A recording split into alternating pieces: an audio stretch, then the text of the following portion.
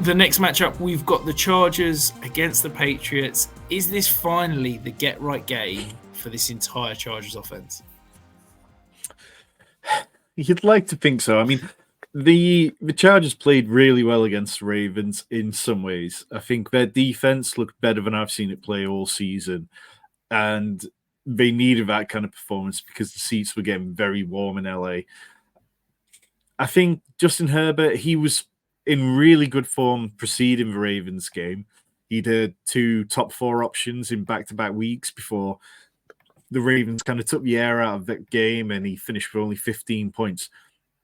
But what we've seen from him over the last couple of games has been a willingness to run more in back-to-back games than we've probably seen at any point. Like he said, 120 rushing yards in the last two games.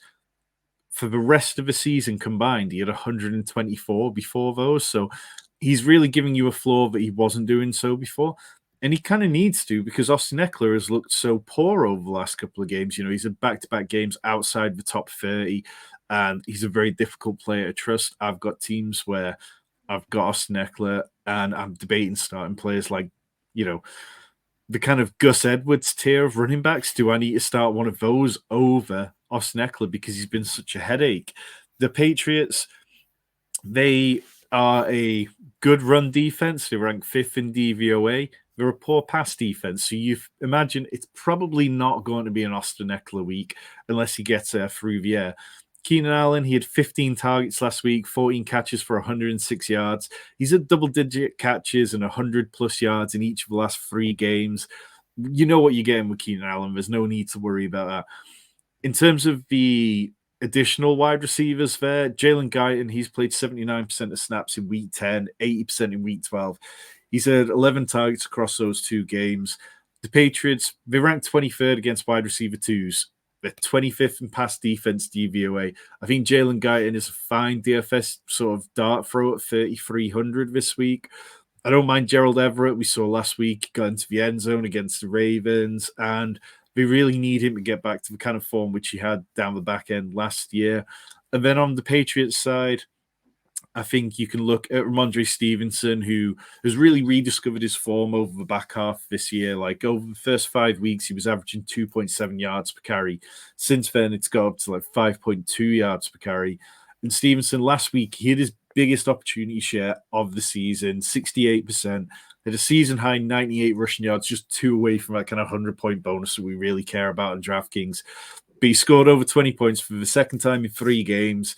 And the Chargers, they've allowed 6 different running backs to score 17 PPR points or more against them, including, I think it was Week 10, both David Montgomery and Jahmyr Gibbs had over 17 points. So, yeah, you can get at the Chargers on the ground. And if the Patriots are starting, whoever they are at quarterback, they're probably going to want to lean on the running game.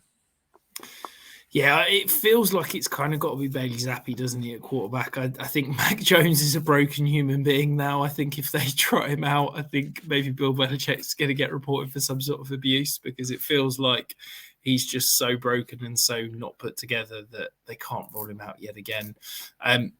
On the Austin Eckler point, I said it a couple of weeks ago on the Risers Fallers videos.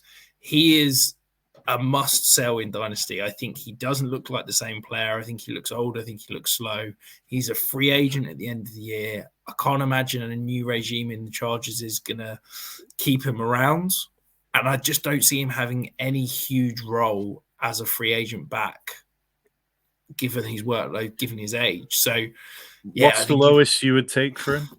I got asked this earlier, and I said I would accept a mid-second. I don't think you have to accept that. I think that you could get more. I've still seen him going for a first, which is absolutely wild to me. But I think that, yeah, right now, I think if you're not a contender, you've kind of got to get him off your roster, because I think that there's such little value heading into next year, quite frankly. And if you were a contender, would you keep him?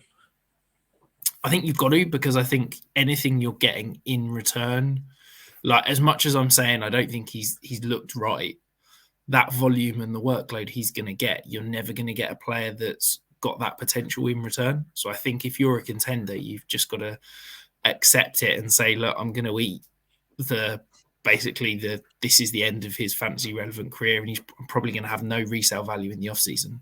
but I've kind of got to hold it and hope that he can put together. Because also the other thing is that his playoff stretch is pretty impressive, so it could potentially be appealing there.